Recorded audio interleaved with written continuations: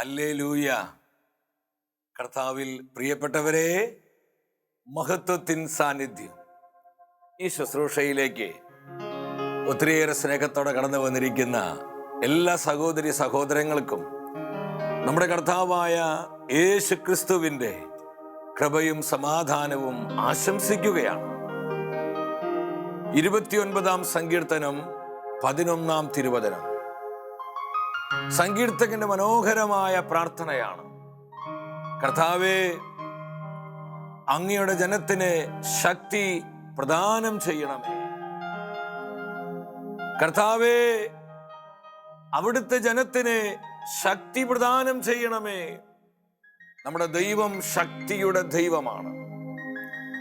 കർത്താവ് നമ്മുടെ ജീവിതങ്ങളിലേക്ക് ശക്തി പ്രദാനം ചെയ്തില്ലെങ്കിൽ നമ്മൾ തളർന്നവരും മടുപ്പുള്ളവരായിട്ട് മാറും. നമ്മൾ നേരിടുന്ന പ്രതിസന്ധികളിൽ കരുത്തുള്ളവരായി മാറണമെങ്കിൽ നമ്മുടെ ജീവിതങ്ങളിലേക്ക് കർത്താവ് തന്നെ തൻ്റെ ശക്തി പ്രദാനം ചെയ്യണം. ഇന്ന് നമ്മൾ ഓരോരുത്തരും പ്രാർത്ഥിക്കേണ്ട പ്രാർത്ഥനയാണ്: കർത്താവേ, സഹനശക്തി ഞങ്ങൾക്ക് നൽകണമേ. സഹിക്കുവാനുള്ള ശക്തിയാൽ ഞങ്ങളെ നിറയ്ക്കണമേ. പരിശുദ്ധാത്മാവ് സഹനശക്തിയുടെ ആത്മാവാണ്.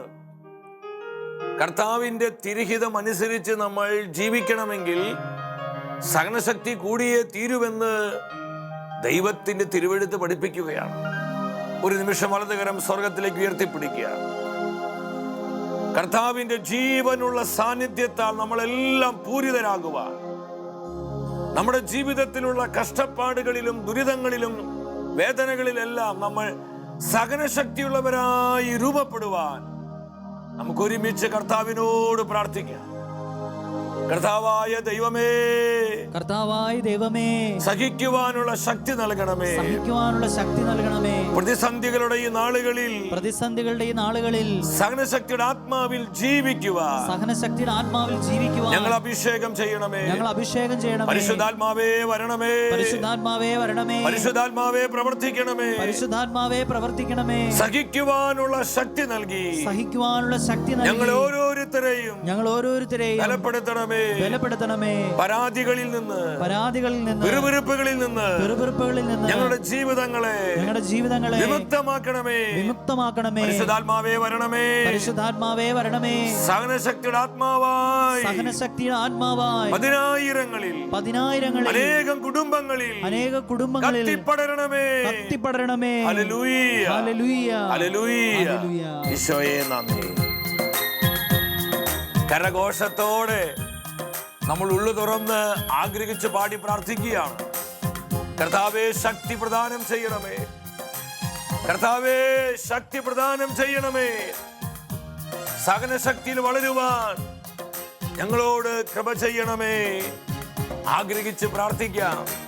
പ്രവാചകരെ ശക്തിപ്പെടുത്തിയ പരിശുദ്ധാത്മാവ്, അപ്പോസ്തലന്മാരെ ബലപ്പെടുത്തിയ പരിശുദ്ധാത്മാവ്, പരിശുദ്ധ അമ്മയിൽ ആവസിച്ച പരിശുദ്ധാത്മാവ് ഈ സമയം നമ്മുടെ ജീവിതങ്ങളിൽ ഇറങ്ങി വരുന്ന സമയം, അനേകരെ ബലപ്പെടുത്തുന്ന സമയം. എല്ലാം മറന്ന് ഈ വരികൾ പാടി കർത്താവിനെ സ്തുതിച്ച് അങ്ങ് മഹത്വപ്പെടുത്തുകയാണ്. We worship Lord. ക്രിസ്തീയ ജീവിതം സൗഭാഗ്യ ജീവിതം, കർത്താവിൻ കുഞ്ഞുങ്ങൾ ആനന്ദദായകം. ഈ വരികൾ അതൊന്ന് അനുഭവിച്ച് പാടുകേ. കർത്താവിൻ കുഞ്ഞുങ്ങൾ ആനന്ദദായകം. കഷ്ടങ്ങൾ വന്നാലും നഷ്ടങ്ങൾ വന്നാലും ക്രിസ്തേശു നായകൻ കൂട്ടാളിയാണ്. ബോധ്യത്തോടെ ക്രിസ്തേശു നായകൻ കൂട്ടാളിയാണ്. ഇത്ര നല്ലിടയൻ, ഉത്തമ സ്നേഹിതൻ, നിത്യമൻ രാജാവൻ കൂട്ടാളിയായ സർവശക്തനായ സർവാധിപനായ കർത്താവ് നമ്മുടെ കൂടെ ഉള്ളപ്പോൾ നമ്മൾ എന്തിനാകുലപ്പെടുന്നത്? കൂട്ടാളിയായ. എന്തിനീ ഭാരങ്ങൾ, എന്തിനീ വ്യാകുലം, കർത്താവിൻ കുഞ്ഞുങ്ങൾ പാട്ടുകൾ പാടും. എന്തിനീ വ്യാകുലം, എന്തിനീ ഭാരങ്ങൾ കർത്താവിൻ കുഞ്ഞുങ്ങൾ പാട്ടുകൾ പാടും. എന്തിനീ ഭാരങ്ങൾ, എന്തിനീ വ്യാകുലം, കർത്താവിൻ കുഞ്ഞുങ്ങൾ പാട്ടുകൾ പാടും.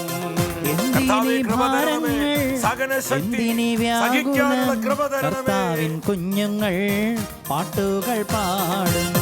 ക്രിസ്തീയ ജീവിതം സൗഭാഗ്യ ജീവിതം, കർത്താവിൻ കുഞ്ഞുങ്ങൾ ആനന്ദദായകം. പരിശുദ്ധാത്മാവേ, ജീവിക്കുന്ന പരിശുദ്ധാത്മാവേ, ഞങ്ങളെ ബലപ്പെടുത്തണമേ. ആനന്ദദായകം കർത്താവിൻ കുഞ്ഞുങ്ങൾ ആനന്ദദായകം. ആനന്ദദായകം കർത്താവിൻ കുഞ്ഞുങ്ങൾ ആനന്ദദായകം. കർത്താവിൻ കുഞ്ഞുങ്ങൾ ആനന്ദദായകം. കർത്താവിൻ കുഞ്ഞുങ്ങൾ ആനന്ദദായകം. കർത്താവിൻ കുഞ്ഞുങ്ങൾ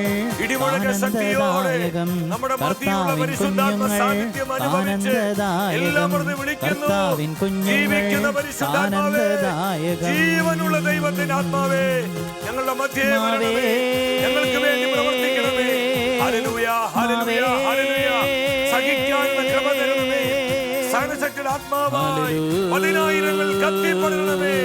സ്പിരിറ്റ് ഓഫ് ഗോഡ് മൂവ് ജീവിതങ്ങളിലേക്ക്, കുടുംബങ്ങളിലേക്ക്, സമൂഹങ്ങളിലേക്ക് വ്യാപരിക്കുക. ദൈവശക്തിയായി പരിശുദ്ധാത്മാവേ, പരിശുദ്ധാത്മാവേ, പരാതികളിൽ നിന്ന്, വിറുവിറുപ്പുകളിൽ നിന്ന്, അസംതൃപ്തികളിൽ നിന്ന് കർത്താവിന്റെ ആത്മാവേ ഞങ്ങളെ വിമോചിപ്പിക്കണമേ. ദൈവവചനത്തിന്റെ ശക്തിയാലെ, ദൈവ സാന്നിധ്യത്തിന്റെ കൃപയാലെ ഞങ്ങളുടെ കുടുംബങ്ങളെ അനുഗ്രഹിക്കണമേ. പ്രവാചകരെ ബലപ്പെടുത്തിയ പരിശുദ്ധാത്മാവേ, അപ്പോസ്തലന്മാരെ ശക്തീകരിച്ച പരിശുദ്ധാത്മാവേ, പരിശുദ്ധ അമ്മയിൽ ആവസിച്ച പരിശുദ്ധാത്മാവേ, അനുദിന ജീവിതത്തിൽ ഞങ്ങൾക്കുണ്ടാകുന്ന സഹനങ്ങളിലും കഷ്ടതകളിലും കർത്താവിനെ മഹത്വപ്പെടുത്തി ജീവിക്കുവാനുള്ള വിശ്വാസത്തിന്റെ കൃപ തന്ന് ഞങ്ങൾ ഓരോരുത്തരെയും ബലപ്പെടുത്തണമേ. Thank you Holy Spirit. ഞങ്ങളുടെ രാജാവും കർത്താവുമായ ഈശോയെ ആരാധന, അങ്ങേക്ക് ആരാധന. പരിശുദ്ധ അമ്മേ, ക്രിസ്ത്യാനികളുടെ സഹായമായ ഞങ്ങളുടെ പൊന്നു അമ്മേ, അമ്മ ഞങ്ങൾക്ക് വേണ്ടി പ്രാർത്ഥിക്കണമേ. ആമേൻ. ഹല്ലേലൂയ.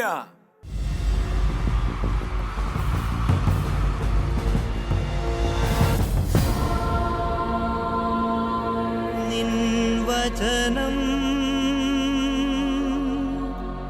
ധ്യാനിക്കുമ്പോൾ പ്രിയ ദൈവമക്കളെ, നമ്മുടെ ജീവിതങ്ങളെ ഫലപ്പെടുത്തുന്ന കർത്താവിൻ്റെ വചനത്തിൻ്റെ മുൻപിൽ പ്രാർത്ഥനാപൂർവമായിരിക്കാം. ഇന്നത്തെ വചന ശുശ്രൂഷയിലൂടെ പരിശുദ്ധാത്മാവ് നമ്മെ പഠിപ്പിക്കുന്നത് സഹനങ്ങളിൽ നഷ്ടധൈര്യരാകരുത്. കർത്താവിൻ്റെ ജനം സഹനങ്ങളിൽ നഷ്ടധൈര്യരാകരുത്.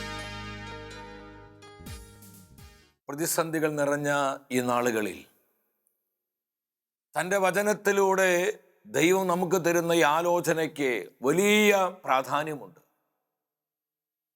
ഇന്ന് ഒരുപാട് വ്യക്തികൾ അസ്വസ്ഥരും അസംതൃപ്തരുമാണ്. പ്രതീക്ഷിക്കാത്ത വിധത്തിൽ തങ്ങളുടെ ജീവിതങ്ങളിൽ, കുടുംബങ്ങളിൽ സംഭവിക്കുന്ന തകർച്ചകൾ, ദുരിതങ്ങൾ, ചില ദുരന്തങ്ങൾ, പരാജയങ്ങൾ മൂലം എന്തുകൊണ്ടാണ് ഇപ്രകാരം ഇതെല്ലാം സംഭവിക്കുന്നത് അറിയാതെ ആകുലപ്പെട്ട് ആശങ്കയിൽ കഴിയുന്ന പതിനായിരങ്ങൾ നമ്മുടെ മധ്യയിൽ. വിശ്വാസത്തെ പ്രതി പീഡനങ്ങൾ ഏൽക്കുന്ന ജനലക്ഷങ്ങളാണ് ഇന്ന് ആഗോള സഭയിലുള്ളത്. ലോകത്തിന് വിവിധ ദിക്കുകളിൽ ഒരു ക്രിസ്ത്യാനി ആയതിൻ്റെ പേരിൽ സഹിക്കുന്ന ഒരുപാട് സഹനാത്മാക്കളുണ്ട്. ഇന്നത്തെ വചന ശുശ്രൂഷയിലൂടെ ക്രിസ്തീയ സഹനത്തിൻ്റെ മൂല്യം പരിശുദ്ധാത്മാവ് നമ്മെ അറിയിക്കുകയാണ്. സഹനങ്ങളിൽ ക്രൈസ്തവരായ നമുക്കുണ്ടായിരിക്കേണ്ട മനോഭാവം എന്തായിരിക്കണം? നമ്മൾ എപ്രകാരമാണ് നമ്മുടെ വിശ്വാസത്തെ പ്രതിയും നമ്മുടെ കർത്താവിൻ്റെ സുവിശേഷത്തെ പ്രതി നമുക്കുണ്ടാകുന്ന സഹനങ്ങളെ നോക്കിക്കാണേണ്ടത്.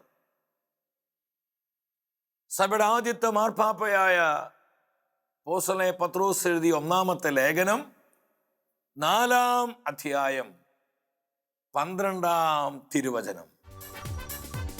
പ്രിയപ്പെട്ടവരെ, നിങ്ങളെ പരിശോധിക്കാനായി അഗ്നിപരീക്ഷകൾ ഉണ്ടാകുമ്പോൾ അപ്രതീക്ഷിതമായതെന്തോ സംഭവിച്ചാൽ എന്ന പോലെ പരിഭ്രമിക്കരുത്. ഈ വചനത്തിലൂടെ ദൈവത്തിന്റെ ആത്മാവ് നമുക്ക് തരുന്ന ആലോചന എന്താണ്? നമ്മളെ പരിശോധിക്കാനായി നമ്മുടെ ജീവിതങ്ങളിൽ ഉണ്ടാകുന്ന സഹനങ്ങളുടെ അഗ്നിപരീക്ഷകളുടെ സമയങ്ങളിൽ അപ്രതീക്ഷിതമായി എന്തോ സംഭവിച്ചു എന്നതുപോലെ നമ്മൾ ആരും പരിഭ്രമിക്കരുത്, സങ്കടപ്പെടരുതെന്ന് വ്യക്തമായി ഈ വചനത്തിലൂടെ കർത്താവ് നമ്മളെ ബോധ്യപ്പെടുത്തുകയാണ്. ക്രിസ്തീയ ജീവിതത്തിൽ പരിശോധനകളുണ്ട്, അഗ്നിശോധനകളുണ്ട്. ചിലപ്പോൾ നമുക്ക് മനസ്സിലാക്കാൻ കഴിയാത്ത വിധത്തിലുള്ള കഠിനമായ കഠോരമായ സഹനങ്ങളുണ്ട് പ്രിയപ്പെട്ടവരെ. എന്നാൽ ഒരു ക്രൈസ്തവൻ തിരിച്ചറിയണം, വൈ ലോർഡ്, എന്തുകൊണ്ട് ദൈവമേ, എന്തുകൊണ്ട് എനിക്ക് എൻ്റെ കുടുംബത്തിന് ഇങ്ങനെ സംഭവിച്ചു എന്നുള്ള ചോദ്യങ്ങളില്ല. ഇത് അപ്രതീക്ഷിതമല്ല. ക്രൈസ്തവ വിശ്വാസത്തിൽ സഹനങ്ങൾ ഉണ്ട് എന്ന് പത്രോസ് ശ്ലീഹായിലൂടെ ദൈവത്തിന്റെ അരൂപി നമ്മെ ഓർമ്മിപ്പിക്കുകയാണ്. ഈ പരിശോധനകൾ നമ്മളെ തകർക്കുവാനോ നശിപ്പിക്കാനുള്ളതല്ല, വിശ്വാസ ജീവിതത്തിൽ നമ്മളെ കൂടുതൽ കരുത്തുള്ളവരാക്കി മാറ്റുവാനാണ്, നമ്മൾ ആത്മീയ പക്വതയിലേക്ക് വളർത്തുവാൻ ദൈവം നൽകുന്ന ഫോർമേഷനാണ് ഈ സഹനങ്ങളും കഷ്ടതകളെല്ലാം. ഇത് തിരിച്ചറിഞ്ഞ് ദൈവത്തെ മഹത്വപ്പെടുത്തുവാനുള്ള ആത്മീയ ദർശനമാണ് ഈ കാലഘട്ടത്തിലെ സഭാമക്കളായ നമുക്ക് ഓരോരുത്തർക്കും ഉണ്ടാകേണ്ടത്. പത്രോസ് എഴുതിയ ഒന്നാമത്തെ ലേഖനം 4-ാം അധ്യായം 16-ാം വചനത്തിൽ ഈ മെസ്സേജാണ് പരിശുദ്ധാത്മാവ് കാണിച്ചു തരുന്നത്. ക്രിസ്ത്യാനി എന്ന നിലയിൽ ഒരുവൻ പീഡിപ്പിക്കപ്പെടുമ്പോൾ അതിൽ അവൻ ലജ്ജിക്കാതിരിക്കട്ടെ, മറിച്ച് ക്രിസ്ത്യാനി എന്ന നാമത്തിൽ അഭിമാനിച്ചുകൊണ്ട് അവർ ദൈവത്തെ മഹത്വപ്പെടുത്തട്ടെ. ഹല്ലേലൂയ! എത്ര അത്ഭുതകരമായ വചന ഇത്! കർത്താവിന്റെ വചനത്തെ പ്രതി, നമ്മുടെ വിശ്വാസത്തെ പ്രതി നമുക്ക് പീഡനങ്ങൾ, സഹനങ്ങൾ, ഞെരുക്കങ്ങൾ ഉണ്ടാകുമ്പോൾ നമ്മളതിൽ ലജ്ജിക്കരുത്. ഒരു ക്രിസ്ത്യാനി എന്ന നിലയിൽ അതിൽ അഭിമാനിച്ചുകൊണ്ട് നമ്മെ വിളിച്ചവനായ ദൈവത്തെ മഹത്വപ്പെടുത്തുവാനുള്ള ആഹ്വാനമാണ് സഭാമക്കൾക്ക് വിശുദ്ധ പത്രോസ് നൽകുന്നത്. എൻ്റെ സഹോദരി സഹോദരങ്ങളെ, നമ്മുടെ ജീവിതത്തിൽ സംഭവിക്കുന്ന സഹനങ്ങളെ രക്ഷാകരമാക്കി മാറ്റുവാൻ നമുക്ക് കഴിയണം. ഈ കാലഘട്ടത്തിലെ ദൈവജനത്തിന് ഏറ്റവും ആവശ്യമായത് സഹനശക്തിയുടെ ആത്മാവാണ്, സഹിക്കുവാനുള്ള കൃപയാണ്. അപ്പോസ്തലൻ യോഹന്നാൻ കാണുകയാണ് വെളിപാടിന്റെ പുസ്തകം 14-ാം അധ്യായം 12-ാമത്തെ വചനത്തിൽ, യുഗാന്ത്യ സഭയിലെ ദൈവജനത്തിന് ആവശ്യമായിരിക്കുന്ന വളരെ പ്രധാനപ്പെട്ട കൃപയാണത്. യേശു ക്രിസ്തുവിൽ വിശ്വസിക്കുന്നവർക്ക്, ദൈവത്തിന്റെ കൽപ്പനകൾ അനുസരിക്കുന്നവർക്ക് ആവശ്യമായിരിക്കുന്നത് സഹനശക്തിയാണെന്ന് വചനം വ്യക്തമാക്കുകയാണ്. സഹനശക്തി. അതുകൊണ്ടാണ് ഹെബ്രായ പുസ്തകം നമ്മൾ കാണുന്നത്, ദൈവത്തിന്റെ ഇഷ്ടം അനുസരിച്ച് ജീവിക്കണമെങ്കിൽ നമുക്ക് സഹനശക്തി കൂടിയേ തീരൂ. സഹിക്കുവാൻ നമുക്ക് മനസ്സുണ്ടെങ്കിൽ നമ്മുടെ ജീവിതങ്ങളിലും കുടുംബങ്ങളിലൊക്കെയുള്ള ഒരുപാട് പ്രശ്നങ്ങൾക്ക് പരിഹാരമുണ്ടായി. ഒരു സോറി പറഞ്ഞ് തീരുന്ന വിഷയമാണെന്ന് സുപ്രീം കോടതി വരെ പോണം. എന്താ കാരണം? നമുക്ക് സഹിക്കാൻ മനസ്സില്ല. സഹനങ്ങളെ ഭാരമായും, സഹനങ്ങളെ പലപ്പോഴും പൈശാചികമായും, സഹനങ്ങളെ ശാപഗ്രസ്തമായും കാണുന്ന ഒരു സമൂഹത്തിലാണ് നമ്മൾ ജീവിക്കുന്നത്. സഹനങ്ങൾ രക്ഷാകരമാണെന്ന് ഓരോ ക്രൈസ്തവരും തിരിച്ചറിയണം.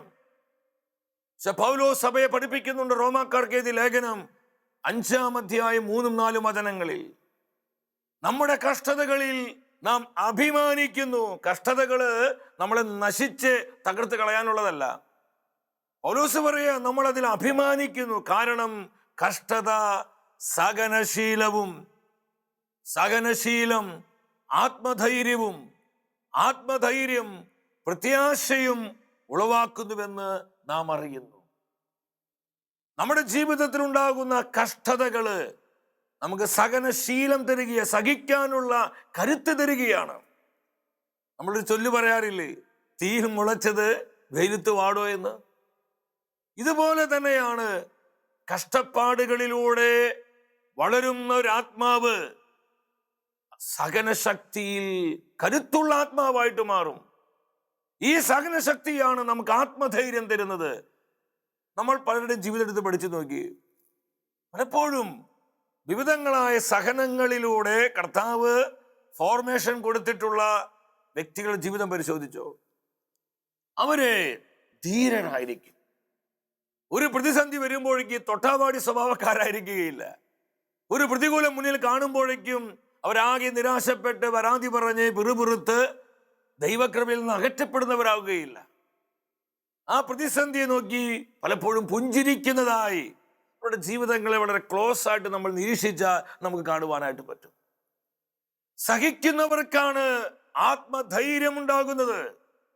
ഈ ആത്മധൈര്യം ഉള്ളവർക്കാണ് കർത്താവായ യേശുവിൽ പ്രത്യാശിക്കാൻ കഴിയുന്നത്.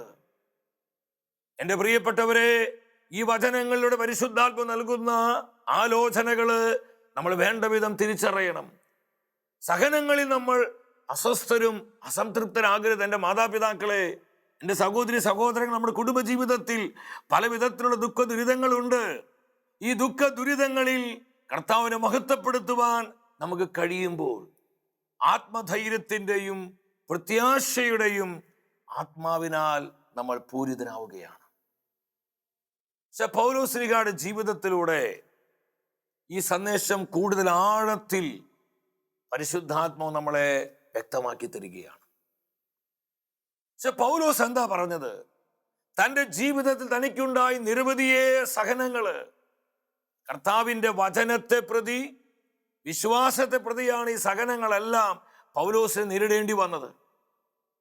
പൗലോസ് തിമോത്തിയോസിനെ 2-ാമത്തെ ലേഖനം 1:12 വ്യക്തമാക്കുകയാണ്, ഈ കാരണത്താലാണ് ഞാൻ ഇവയെല്ലാം സഹിക്കുന്നത്, എനിക്കതിൽ ലജ്ജയില്ല. ഈ കാരണത്താലാണ് ഇവയെല്ലാം ഞാൻ സഹിക്കുന്നത്. താൻ ആർക്കു വേണ്ടിയാണ് സഹിക്കുന്നത് എന്നതിനെ കുറിച്ചുള്ള കൃത്യമായ ബോധ്യം പൗലോസിനുണ്ടായിരുന്നു. താൻ എന്തിനു വേണ്ടിയാണ് ഈ സഹനങ്ങളിലൂടെ കടന്നു പോകുന്നത് എന്നതിനെ കുറിച്ചുള്ള വ്യക്തമായ ധാരണ പൗലോസിനുണ്ടായിരുന്നു. അതുകൊണ്ട് പൗലോസ് പറയാ, ഞാനതിൽ ലക്ഷിക്കുന്നില്ല, എനിക്ക് പരാതിയില്ല, എനിക്ക് അസംതൃപ്തി ഇല്ല, പിറുപിറുപ്പില്ല, ആരോടും പരിഭവമില്ല. ഈ സഹനങ്ങൾ എന്തിനു വേണ്ടിയാണെന്ന് എനിക്കറിയാം. സഹനങ്ങളിൽ പൗലോസ് നഷ്ടധൈര്യനായില്ല. ഈ ഒരു സ്പിരിറ്റാണ് പ്രിയപ്പെട്ടവരെ ഈ കാലഘട്ടത്തിലെ ദൈവമക്കളായ നമുക്ക്. നമ്മൾ എന്തുമാത്രം വചനം കേൾക്കുന്നവരാ. നമ്മൾ പല വിധത്തിലും പ്രാർത്ഥിക്കുന്നു, കർത്താവിനെ ആരാധിക്കുന്നു, സഭയുടെ കുദാശകളിൽ പങ്കുചേരുന്നു. എന്നാൽ പ്രിയപ്പെട്ടവരെ, ഇതെല്ലാം ഈ സഹനശക്തിയുടെ ആത്മാവിൽ നമ്മളെ വളർത്തുന്നുണ്ടോ എന്ന് കർത്താവിൻ്റെ നിർമ്മലമായ വചനത്തിന്റെ മുൻപിലിരുന്ന് ഞാനും നിങ്ങളും പരിശോധിക്കണം. സഭ നമുക്ക് നൽകുന്ന ഈ ശുശ്രൂഷകളെല്ലാം ഈ വിധത്തിൽ നമ്മെ വളർത്തണം. ഇല്ലെങ്കിൽ ഇതെല്ലാം പാഴല്ലേ, ഇതെല്ലാം വ്യർത്ഥമല്ലേ. പൗലോസ് പറഞ്ഞു, എനിക്ക് ലജ്ജയില്ല, ഞാനതിൽ അഭിമാനം കൊള്ളുകയാണ്. എൻ്റെ സഹോദരി സഹോദരങ്ങളെ, പൗലോസിന്റെ ജീവിതത്തിലുണ്ടായ സഹനങ്ങൾ എന്തൊക്കെയാ? കൊരിന്ത്യസ്കാർക്ക് എഴുതിയ 2-ാമത്തെ ലേഖനം 1-ാം അധ്യായം 8-ാം വചനത്തിൽ പൗലോസ് പറയുന്നുണ്ട്, ഏഷ്യയിൽ വെച്ച് എനിക്ക് നേരിട്ട ക്ലേശങ്ങളെ പറ്റി നിങ്ങൾ അറിയണമെന്ന് ഞാൻ ആഗ്രഹിക്കുന്നു. മരണത്തോളം എത്തുമാറ് കഠോരമായ വിധത്തിൽ ഞാൻ പീഡിപ്പിക്കപ്പെട്ടു. ഇത് പറയുന്നത് ഒരു സാധാരണക്കാരനല്ല, വിശുദ്ധ പൗലോസ് ഇത് പറയുന്നത്. ഒരുപാട് ക്ലേശങ്ങൾ എനിക്കുണ്ടായി. മരണത്തോളം എത്തുമാറ് ഞാൻ കഠോരമായി പീഡിപ്പിക്കപ്പെട്ടു. ഈ സഹനങ്ങളിൽ പൗലോസ് മടുത്തു പോയില്ല. വീണ്ടും ദൈവത്തിന്റെ വചനം പറയുന്നുണ്ട്. അപ്പോസ്തല പ്രവർത്തനങ്ങൾ 20-ാം അധ്യായം 18 മുതൽ 27 വരെയുള്ള വചനങ്ങൾ നമ്മൾ വായിച്ച് ധ്യാനിക്കണം. എഫേസസിലെ മൂപ്പന്മാരോട്, സഭാ നേതൃത്വത്തോട് താൻ ഹൃദയം തുറന്ന് സംസാരിക്കുകയാണ്. എഫേസസിൽ ഞാൻ കാലെടുത്ത് വെച്ച നിമിഷം മുതൽ ഈ സമയം വരെ എനിക്കുണ്ടായ പരീക്ഷണങ്ങള്, സഹനങ്ങളെ കുറിച്ച് നിങ്ങൾ അറിയണം. പരിശുദ്ധാത്മാവ് ഞാൻ ഓരോ നഗരത്തിൽ ചെല്ലുമ്പോഴും എന്നെ അറിയിക്കുന്നുണ്ട്. കാരാഗ്രഹവും പീഡനവുമാണ് പൗലോസേ നിന്നെ കാത്തിരിക്കുന്നത്. എന്നാൽ ഈ മുന്നറിയിപ്പുകളിലൊന്നും പൗലോസിലേക്ക് അസ്വസ്ഥനായില്ല. കാരണം തനിക്ക് ലഭിക്കുന്ന സഹനങ്ങളെ കുറിച്ചുള്ള കൃത്യമായ കാഴ്ചപ്പാട് പൗലോസ് അപ്പോസ്തലനുണ്ടായിരുന്നു. പൗലോസിലേക്ക് അത് ഒരു തകർച്ചയായിട്ടോ നാശമായിട്ടോ ശാപമായിട്ടൊന്നും അപ്പോസ്തലൻ കണ്ടില്ല. പ്രിയപ്പെട്ടവരെ, ഈ സഹനങ്ങളെ രക്ഷാകരമാക്കി മാറ്റുകയാണ്. ഇതെല്ലാം സഭയ്ക്ക് വളരാനുള്ള വളക്കൂറുള്ള മണ്ണാക്കി പൗലോസ് അത് രൂപപ്പെടുത്തുകയാണ്. എന്റെ ജീവന് വിലപ്പെട്ടതായി ഞാൻ കണക്കാക്കുന്നില്ല. ഇത് പ്രസംഗിക്കാൻ എന്തൊരു എളുപ്പ പ്രിയപ്പെട്ടവരെ. ഹൃദയം തുറന്ന വചനം എല്ലാവരും ഒന്ന് വായിച്ചു നോക്കി. എന്റെ ജീവന് വിലപ്പെട്ടതായി ഞാൻ കണക്കാക്കുന്നില്ല. പലപ്പോഴും നമ്മുടെ പ്രശ്നം എന്താ? നമ്മുടെ ജീവൻ നമുക്ക് ഏറ്റവും പ്രധാനപ്പെട്ടതാണ്. അതുകൊണ്ട് തന്നെ പലപ്പോഴും നമ്മൾ വിശ്വാസത്തെ കോംപ്രമൈസ് ചെയ്യുന്നു. നമ്മുടെ വിശ്വാസത്തിന് വേണ്ടി വില കൊടുക്കുവാൻ നമ്മൾ തയ്യാറാകുന്നില്ല. കാരണം വില കൊടുത്ത ചിലപ്പോൾ ഒരുപാട് സഹിക്കേണ്ടി വരും. അനേകം നഷ്ടങ്ങൾ ഉണ്ടാകും. നമ്മൾ ഒറ്റപ്പെടും. സമൂഹം നമ്മളെ പലപ്പോഴും അകറ്റി നിർത്തും. ഇത്തരത്തിലുള്ള ഭയപ്പാടുകൾ നിമിത്തം നമ്മൾ പലപ്പോഴും നമ്മുടെ വിശ്വാസത്തെ പല സമയങ്ങളിലും കോംപ്രമൈസ് ചെയ്യുകയാണ്. നമ്മളൊരു കംഫർട്ട് സോണിൽ വിശ്വാസ ജീവിതം നയിക്കുകയാണ്. പലപ്പോഴും ഇത് തന്നെയാണ് ഇന്ന് സഭയുടെ തളർച്ച എന്ന് പറയുന്നത്. പ്രിയപ്പെട്ടവരെ, ഇവിടെ പൗലോസ് പറയാണ്, എൻ്റെ ജീവനേക്കാളും വിലപ്പെട്ടത് എനിക്കെൻ്റെ വിശ്വാസമാണ്. ഈ ഒരു സ്പിരിറ്റാണ്. എൻ്റെ ജീവനേക്കാളും എനിക്ക് വിലപ്പെട്ടത് എൻ്റെ വിശ്വാസമാണ്. എന്ത് ധീരതയാർന്ന സാക്ഷ്യമാണ് പ്രിയപ്പെട്ടവരെ. ഈ ഒരു അഭിഷേക നിറവിലേക്കാണ് ഈ കാലഘട്ടത്തിലെ സഭാമക്കളായ നമ്മളെല്ലാം കടന്നു വരേണ്ടത്. നമ്മുടെ വിശ്വാസത്തിന് വേണ്ടി എന്തുമാത്രം വില കൊടുക്കുവാൻ നമ്മൾ തയ്യാറാകണം. പൗലോസ് ശ്ലീഹ പറയുന്നുണ്ട്, കൊരിന്ത്യർ സഭയ്ക്ക് എഴുതിയ 1-ാമത്തെ ലേഖനം 15-ാം അധ്യായം 32-ാമത്തെ വചനത്തിൽ, എഫേസസിൽ വെച്ച് വന്യമൃഗങ്ങളോട് പോരാടിയത് നിങ്ങൾ അറിയുന്നില്ലേ? ഈ വന്യമൃഗങ്ങൾ എന്ന് പറയുന്നത് സിംഹവും അല്ലെങ്കിൽ കടുവയും കരടിയൊന്നുമല്ല പ്രിയപ്പെട്ടവരെ. സുവിശേഷത്തിനെതിരായിട്ടുള്ള ശത്രുക്കളാണ്. കർത്താവിന്റെ വചനത്തെ മലിനപ്പെടുത്തുവാൻ ആഗ്രഹിച്ച കുറെ മനുഷ്യര് ആ നാളുകളിലും ഉണ്ടായിരുന്നു. അവർ ശക്തിയുക്തം പൗലോസിനെ എതിർത്തു. അപ്പോസ്തല പ്രവർത്തനങ്ങള് 19-ാം അധ്യായം 23 മുതൽ 41 വരെയുള്ള വചനങ്ങൾ നിങ്ങൾ വായിച്ച് ധ്യാനിക്കണം. അവിടെ വെള്ളിപ്പടിക്കാരുടെ ലഹള എന്നുള്ളൊരു ഹെഡിങ് കാണാം. ക്രിസ്തുമാർഗത്തെ കുറിച്ചുള്ള നിരവധിയായ പ്രശ്നങ്ങൾ ആ സമയത്ത് എഫേസസിൽ ഉണ്ടാവുകയാണ്. ഒരു വലിയ ജനക്കൂട്ടം അവിടെ ഒന്നിച്ചു കൂടുകയാണ് പൗലോസിനെ കൊല്ലുവാനായിട്ട്. അത്ഭുതകരമായി കർത്താവിന്റെ കരങ്ങൾ പൗലോസിനെ സംരക്ഷിക്കുകയാണ്. ആ ജനക്കൂട്ടത്തിന്റെ ഭയങ്കരമായ അറ്റാക്കിൽ നിന്ന് പൗലോസ് ശ്ലീഹായെ കർത്താവ് രക്ഷിക്കുകയാണ്. ഇതാണ് പൗലോസ് ശ്ലീഹ പറയുന്നത്, വന്യമൃഗങ്ങളോട് ഞാൻ പോരാടി, മരണവക്രത്തോളം ഞാൻ എത്തി, കഠോരമായ പീഡനങ്ങൾ എനിക്കുണ്ടായി. ഇതെല്ലാം പൗലോസ് സഹിച്ചത് കർത്താവിന്റെ വചനത്തെ പ്രതിയും വിശ്വാസത്തെ പ്രതിയും. നമ്മൾ പാടി പ്രാർത്ഥിച്ചില്ലേ, ക്രിസ്തീയ ജീവിതം സൗഭാഗ്യ ജീവിതം, കർത്താവിൻ കുഞ്ഞുങ്ങൾ ആനന്ദദായകം. കഷ്ടങ്ങൾ വന്നാലും നഷ്ടങ്ങൾ വന്നാലും ക്രിസ്തേശു നായകൻ കൂട്ടാളിയാണ്. ആ ഉത്തമമായ ബോധ്യത്തോടൊന്ന് പറഞ്ഞേ, ക്രിസ്തേശു നായകൻ കൂട്ടാളിയാണ്. നമുക്ക് വിശുദ്ധ പൗലോസിന് മാധ്യസ്ഥ തേടി പ്രാർത്ഥിക്കാൻ പ്രിയപ്പെട്ടവരെ. തൻ്റെ ജീവിതത്തിന്റെ അവസാന നിമിഷങ്ങളിൽ പൗലോസിലേക്ക് സാക്ഷ്യപ്പെടുത്താൻ പറ്റി. തിമോത്തിയോസിന് എഴുതിയ 2-ാമത്തെ ലേഖനം 4-ാം അധ്യായം 7-8 വചനങ്ങളാണ്. ഞാൻ എൻ്റെ വിശ്വാസം കാത്തു, എൻ്റെ ഓട്ടം ഞാൻ പൂർത്തിയാക്കി. എൻ്റെ കർത്താവ് നീതിയുടെ കിരീടം, ദ ക്രൗൺ ഓഫ് റൈച്ചസ്നെസ്, എനിക്ക് വേണ്ടി ഒരുക്കി വെച്ചിരിക്കുകയാണ്. എനിക്ക് വേണ്ടി മാത്രമല്ല, അവന്റെ പ്രത്യാഗമനത്തെ പ്രത്യാശപൂർവ്വം ആരെല്ലാം കാത്തിരിക്കുന്നുവോ അവർക്കെല്ലാം ഈ നീതിയുടെ കിരീടം കർത്താവ് ഒരുക്കി വെച്ചിരിക്കുന്നു.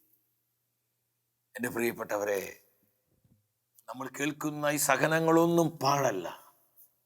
ഈ സഹനങ്ങൾ നമ്മൾ ഒറ്റയ്ക്കല്ല, കർത്താവ് കൂടെ ഉണ്ട്.